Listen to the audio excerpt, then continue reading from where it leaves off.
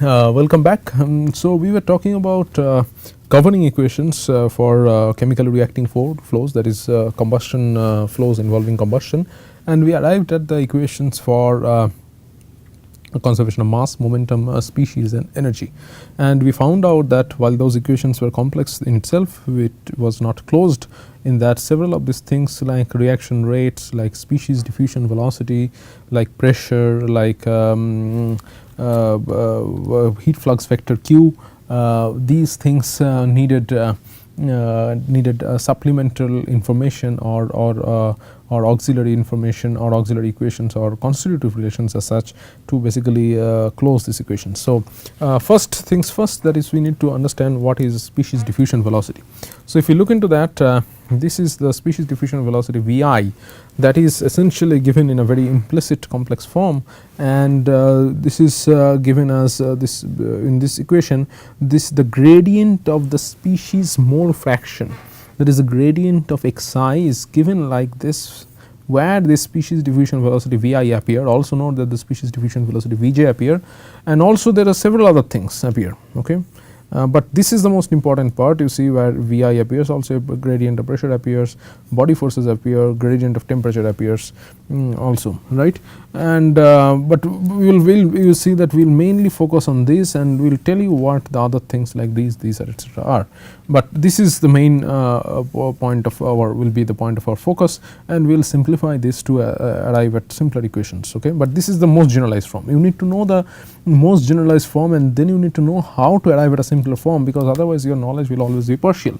So, we will always, as you know, that though it looks complicated and though it looks involved, we will start with the full complex form, and then we will simplify this to arrive at a generalized form, and these simplified forms will be used for further analysis of different kind of flames and combustion systems. Pressure tensor, yes, as you know that first is this of course this pressure tensor consists of this thermodynamic or pressure P and plus of course this this can actually have a thermodynamic pressure and a dynamic pressure, we will come into that. But essentially this also contains this this viscosity and the velocity gradients. Okay. And then also we will see that this contains a bulk viscosity, that is kappa, and this will be only important in high speed flows and will not be, but it can, not only in high speed flows, it can be important. This is the difference times this velocity vector that you come here, and this is actually your the strain rate things that we come, and this is the dynamic velocity part that we are fairly common in fluid mechanics. So, this will essentially, we say that we can be able to neglect this part. And heat flux vector, as you will see that this heat flux vector is given by, this is the thermal conduction term, this is the thermal conductivity,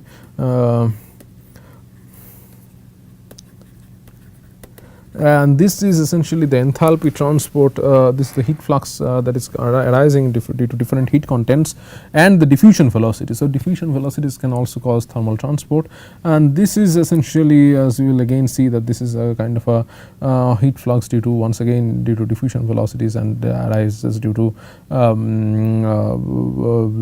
this difference of the species diffusion velocities, and also there can be a radiation term. Okay, that is the from Q radiation. So, and but most importantly, and of course these are important, but the most important thing in combustion in these constitutive relations is of course the reaction rate, that is omega I. So, this reaction rate, you see that we have taken up reaction rate in this form, that is omega I, this is Wi, the difference is this molecular weight Wi, because this is these equations, as you see, is written in rho I. That is the density of the ith species or the mass fraction of the ith species. So, that is where this small unit change come. This note that please note that this units of small Wi is grams per cubic centimeters per second, whereas units of omega I that we discussed previously, for which we derived this law of mass action, that is omega I is essentially is equal to nu I double dash minus nu I dashed times k times product of j is equal to 1 to n c j times nu j dashed, these things that we discussed. This is the difference is this the Wi, which is a molecular weight. Otherwise everything is same. So now of course this was true if we consider only considering only one step reaction, but then when there is the contribution from this from omega I can come from k reactions. Okay, so we need to consider all the reactions, and this is the most generalist form. And as you remember that this part of the equation is nothing but our reaction rate constant for the kth reaction, and this other part, this was essentially the law of mass action. Okay. So with this we could write this reaction rate form, which is not very difficult. So once again I am emphasizing that we are writing in a generalized form, because this will give you an idea of what everything that goes into this into combustion, and then we will simplify it. So don't worry about that. So discussion now, if you discuss this what goes into the diffusion velocity, that is if we go back to this equation, that is gradient of this xi was given by this this thing is this given by this summation I is equal to 1 to n xi times xj divided by dij times vj by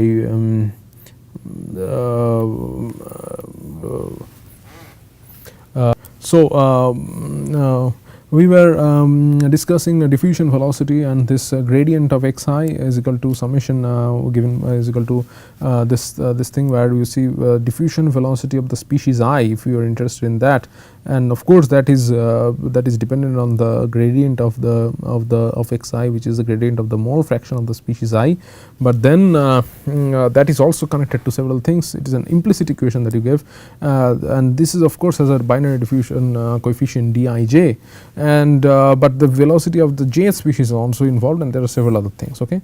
So this first term is essentially comes from the concentration gradient. Okay, this is the Fickian diffusion term essentially.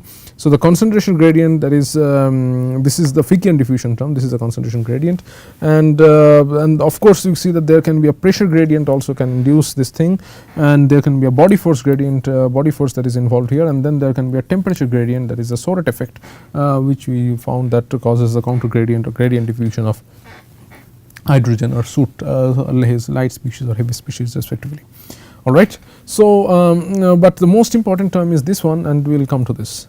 Okay. So this is the concentration gradient term, this is the pressure gradient term, this is the body force term, and this is the temperature gradient term, which is the Soret effect.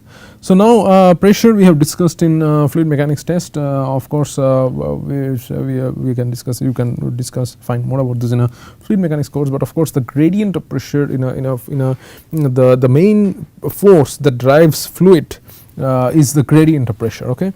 And then the acceleration term is essentially on the left hand side what you see, this convective terms, time and the convective, the temporal term and the convective terms, these are like temporal acceleration and spatial acceleration respectively. And then you can have viscous forces which are like due to this coming from the viscosity times du d dou 2 u dou y u square, this sort of things. And but here the additional complexity is that there is temperature and hence density variations are inherently important in flames. Constant density is a poor assumption, and buoyancy effect is inherently important, and role of electromagnetic force, body force is not very clear. Okay. So we will not discuss much about this.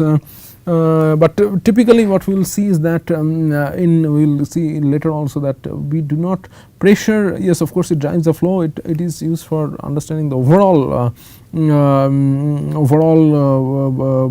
flows of the system, but in combustion, at least in subsonic combustion, the pressure change is small, but the pressure can become very important when you have certain dynamics inside a combustor, like thermoacoustic oscillations, which are self-excited oscillations creating large fluctuations in pressure. Anyways, so we will come back to the discussion on the heat flux vector q vector. So this heat flux vector, heat flux can cross this control surface because of temperature gradient, conduction due to temperature gradient. This is essentially the heat transfer due to different heat contents of the different species. Okay. And this heat diffusion for different CPI, it will be, we will see that when the different CPs and the specific heats of the different species are different, then this term will be important. But when this is when all specific heats are essentially can be considered into an average specific heat, or when this or when there will be we will use a constant specific heat for all species, then this will be equal to 0. And then there can be concentration due to heat transfer due to concentration gradient, which is this Dufour effect, which is not of much importance. Will not really consider this, and then they will consider radiation. Of course, that can be important, and especially it is important in flames which involves a lot of soot, because as we discussed that soot are essentially black bodies, and these soots emit radiation which are like similar to that of a black body radiation. So in those cases, suppose in a combustor you have strong non-premix combustion, if you have a strong soot emission, that can reduce the temperature of the flame, and that can cause a lot of heat flux into the combustor walls also, right. So this sort of things we need to consider depending on the situation. So once again, this is the heat flux due to the conduction, which is due to temperature gradient. This is the due to different heat contents, and this is heat transfer due to concentration gradient, that is a Dufour effect, and the radiation QR can also become very important, but this can be actually very complex and to calculate. Okay, but typically for premix flames or lean premix flames, which does not involve much soot, we really do not will not really also consider this radiation as such, because those radiation is not of much importance. But understand that in sooting flames this is very important. But of course, it is very much situation dependent on which situation you are talking about. Alright, so another thing is that very important is of course the auxiliary equations, that is a ideal gas equation of state P is equal to rho times R0 T. R0 is the universal gas constant, and this thing downstairs is very important, that is the mean molecular weight. Okay, so essentially P is equal to rho times R0 times T divided by mean molecular weight, and mean molecular weight is nothing but summation I is equal to 1 to n xi wi. Xi is the mole fraction, and this is also equal to summation I is equal to 1 to n yi mass fraction by the molecular weight inverse. Okay, so this is the mean molecular weight formula, which will come very handy when you want to calculate something like pressure from a given data set, etc. Okay, or you want to estimate pressure in the equation. So then energy enthalpy relation YH, that is a specific enthalpy, is nothing but the sum of the enthalpy times their mass fractions. Okay, Yi times Hi. Yi is the mass fraction of the species I inside the system, and Hi is the specific enthalpy of the ith species, and of course that is equal to internal energy plus P plus E plus P by rho. Now the most important thing, as we have discussed, is that this Hi, this specific enthalpy, consists of two parts. This is the enthalpy of formation, which is defined at T0, and it actually contains the total bond energy of the total essentially the heat of combustion is carried into this enthalpy of formation, which is the total enthalpy of the products minus total enthalpy of the reactants, and this is the sensible enthalpy, that is the enthalpy of this at a temperature T with respect to T0. Note that this enthalpy of formation is defined at T0. Okay, the reference temperature. So the enthalpy, sensible enthalpy, can be written as integral T0 to at sensible enthalpy at temperature T with respect to the reference temperature T0 can be written as integral of T0 to T Cpi dt, where Cpi is the specific heat of the ith species integrated over temperature. And this is very important conversion between mole and mass fractions. So the conversion, this is very important, and it comes extremely handy in different situations. So to given, if you are given mass fractions Yi and you need to convert to mole fraction Xi, you need to know the molecular weights of the different species involved, and the Xi, that is the mole fraction of the ith species, is nothing but the mass fraction of the ith species divided by the molecular weight of the ith species divided by summation over j equal to 1 to n Yj divided by Wj. So it is the summed over all the species. Okay, so that is the thing. And if you are given mole fraction and you want to convert to if you are given mole fraction and you want to convert to mass fractions, this is also very important, because there is given by xi times wi divided by summation j is equal to 1 to n xj yj. Now, why is this very important? Because you see, in combustions, if you consider the species equation, say, you are basically deriving the equation for the mass fraction of the species I, right. But then you go to law of mass action, you have on the right hand side you have the reaction rate, and the reaction rate, of course, it contains of the law of mass action, which is that k, the reaction rate constants, times the product of the concentrations of Cj times the nu j, that is the stoichiometric coefficient raised to the power exponents. So, this Cj is actually essentially in concentration, which is typically comes in moles, mole fractions, right. That is a moles per cubic centimeter, or we can convert that from mole fractions. So, those are in essentially units of moles. So, from that, in this species equation itself, you have these two different kinds, and you need to understand the conversion factors or the conversion methods to come from from mole fraction to mass fraction, and from mass fraction to mole fraction.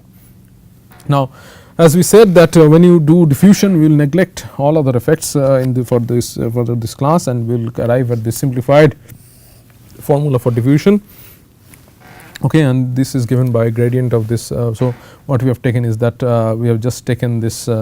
If you go back to this complicated formula for diffusion,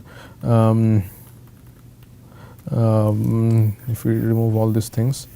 Now, what we will do is that we will just remove this part, we will just remove this part, and we will only focus on this part, right. And once we focus on this part, we can essentially take what we can do is that we will see that we can simplify this part even more, and we can write this as this form, which is given by log of gradient of this log of xi is nothing but summation j is equal to 1 to n xj divided by dij, which is the diffusion coefficient, which the formula of which we derived in previous class in transport phenomena, either from collision theory or from using the kinetic theory, and times the Vj minus Vi. Okay. And then if we assume that there are equal diffusivities, then the problem becomes even more simplified, which is not a very good assumption in combustion, because anyways then dj is equal to d, then this essentially goes out, and you get an explicit relationship for Vi, which is nothing but minus d ln of yi, which is the fixed law of mass diffusion. Okay. And then a better assumption is that this is not a good assumption, that to assume all equal diffusivities. A better assumption is that you assume that dij is equal to din, where n is an abundant species. Now, this is a better assumption, because when you consider air breathing combustion, that is combustion in air, of course, the abundant species is nitrogen. So, we can assume that we will not consider all diffusivities, but we will also only consider that a species I diffuses in a bulk environment, which is dij is equal to din, and this bulk environment is mainly composed of nitrogen. So, then this makes sense, this is basically din, and then we can write this Vi, that is the species diffusion velocity of I. The ith species diffusion velocity is nothing but minus din instead of d times the gradient of ln I. So, yes, this was one, instead of this di just storing all this dij, we are storing 1. So, that was very cheap, computationally inexpensive, but this is little more expensive. We need to store instead of ij n cross n, you need to store basically n. So, it reduced the dimensionality of the problem, but still this is much better. And but then assumption is that you assume rho d is equal to constant, or rho square d is equal to constant, depending on the situation. Now, before we go into this, now we need to talk about something.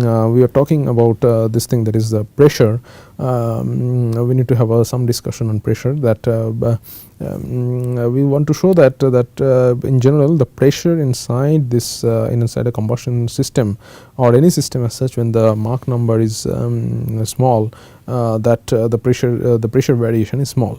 And we will talk about in these classes, except for scramjet combustion, our Mach number will be small, and this we can consider, we will show that pressure does not change too much inside a combustor. Actually it decreases slightly instead of subsonic combustion, and that leads to the slight reduction of the thermal efficiencies, as you know, but the pressure drop is actually small.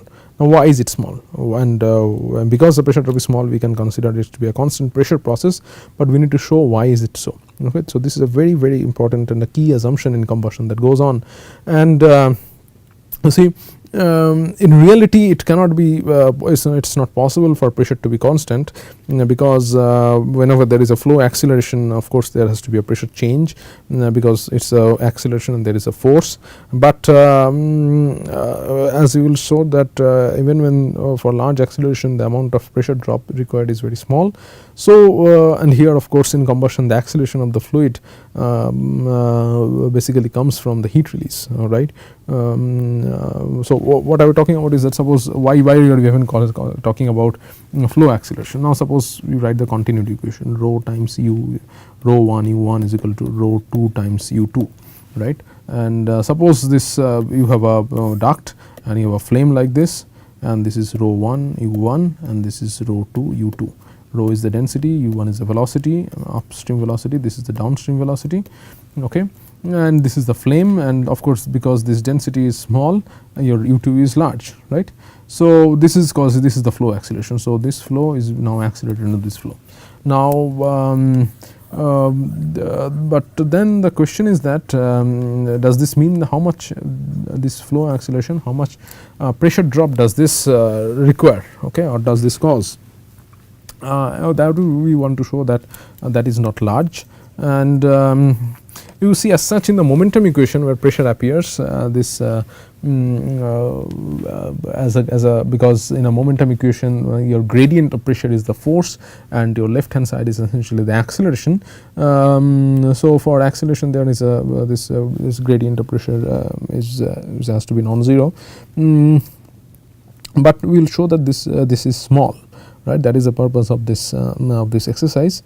So let's go into that. So for that we'll consider just a one dimensional flow, and we were discussing this what we are discussing here, that is this rho 1 u1 and this is a flame, say rho 2 u2. We'll discuss this in a small elemental form by writing an ordinary differential equation. Okay, now one thing is that in the momentum equation, in chemical reactions the momentum is essentially conserved. So in the momentum equation you do not have any idea whether there is reaction or not, except for the fact that the density changes, and the density changes causes the acceleration using continuity, and that acceleration has to be reflected in the momentum equation, right. So except that there is no explicit chemical reactions happening inside a momentum equation.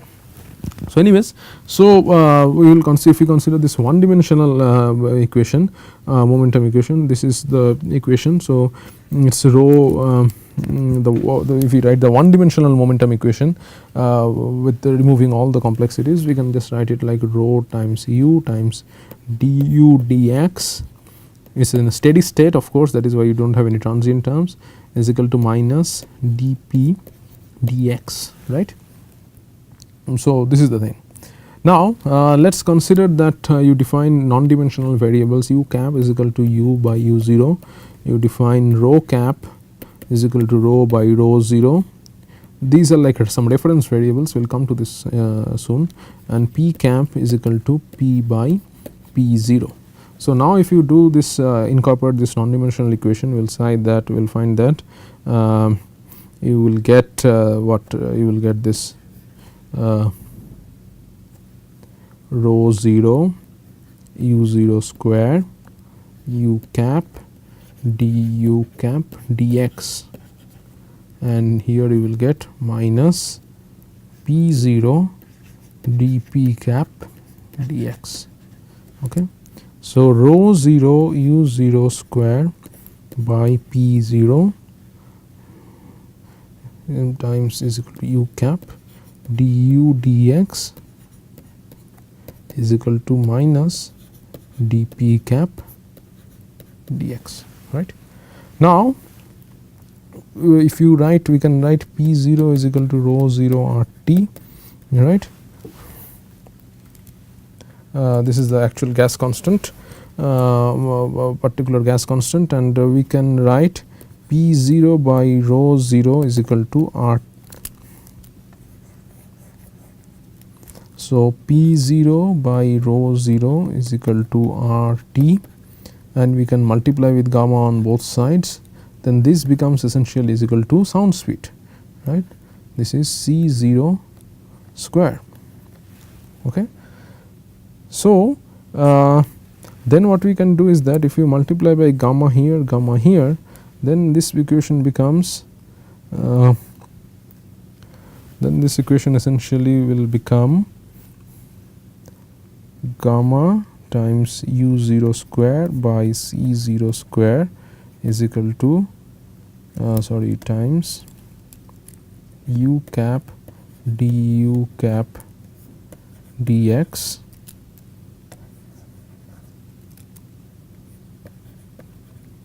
is equal to minus dp cap dx. Okay. Now, let us remove this, and then this becomes gamma times Mach number squared, right, and then this is U cap du cap dx is equal to minus dp cap dx. Okay. So, this is non-dimensional acceleration, this is non-dimensional pressure gradient. So, what does this tell? This tells that if you want to change, if you want to create an or acceleration by order 1.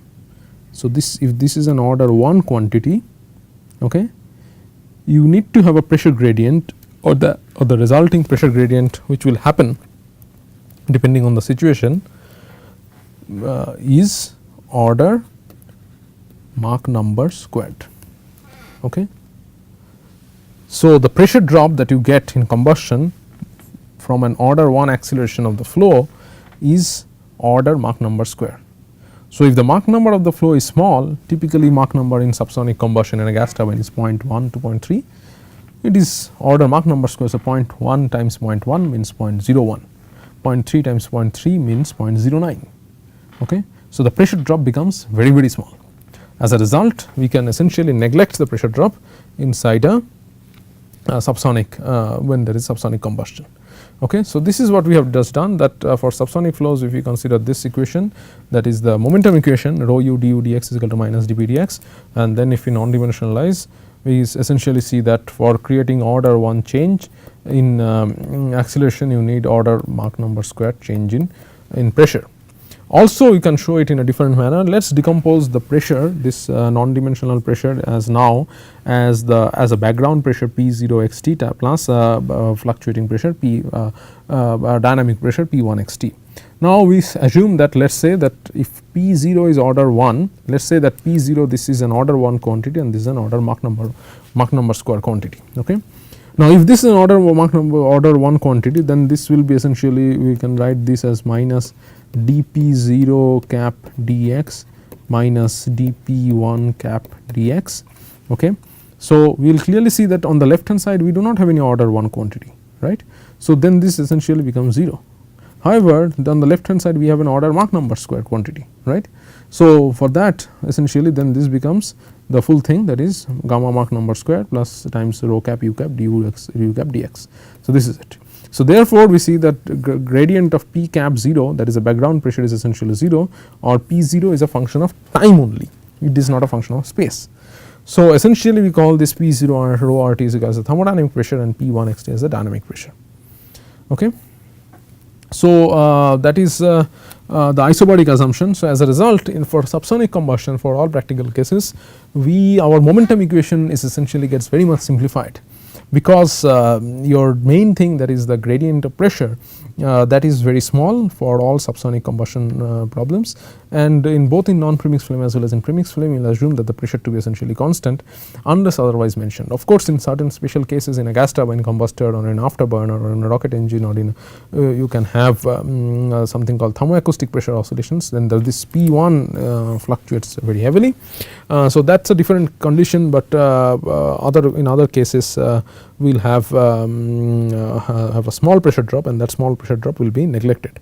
Of course, you remember that we will show that later in a scramjet, instead of a pressure drop you have a pressure rise, and that pressure rise can be large, because now it is not a order of Mach number square, not very large depending on the situation, that but this is that those are high Mach number flows. So remember that this is only for this isobaric assumption, that is the pressure is constant inside a combusting flow, is only true for a subsonic conditions. So essentially combustion is like characterized by strong change in temperature but very small change in pressure. So it is essentially a constant pressure process. This flow is at constant pressure but not at constant temperature. Okay. So that is up to this class, and later we will go into derive the simplified forms of the different equations, especially the energy equation, because as you see that the momentum equation gets very much simplified in these cases, for at least for simple flames. But of course, if you want to solve the flow inside a combustor, you need to do a complete CFD, you need to solve the complete momentum equation, and you need to take the different terms arising from the pressure, small pressure gradients. You need to account for those also. You need to account for the density variations, you need to account for the viscous forces, and of course you need to account for the flow acceleration. Okay. But for the simplified cases that we will consider here, at least in the beginning of this, in the next few courses, we will consider pressure to be constant, but of course temperature will be strongly changing, and using this constant pressure on the isobaric assumption, we will derive simplified forms of the energy equations and the species equations, and we can see that how we can be coupled to simplify the total set of governing equations. So thank you very much.